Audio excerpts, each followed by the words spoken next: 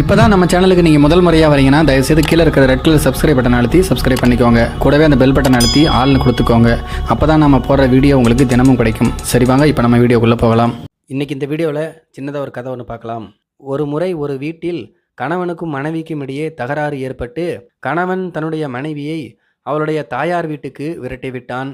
ஆனால் கணவனால் மனைவியை பிரிந்து இருக்க முடியவில்லை. அவளை மீண்டும் அழைத்து வர நினைத்து மனைவிக்கு போன் செய்தான்.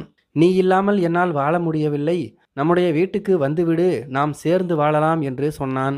அதற்கு அந்த மனைவியோ, நீங்க ஒரு டீ கப்பை எடுத்து தரையில் வீசுங்க என்று சொன்னாள். கணவனும் அதே போல ஒரு கப்பை எடுத்து வீசினான். அப்போது மனைவி சொன்னால், இப்போது கீழே உடைந்து கிடக்கும் அந்த உடைந்த கப்பை உங்களால் மீண்டும் ஒட்ட வைக்க முடியுமா? அப்படிதான் என்னுடைய மனமும், ஒரு முறை உடைந்தால் மீண்டும் ஒட்டாது என்று சொன்னாளாம்.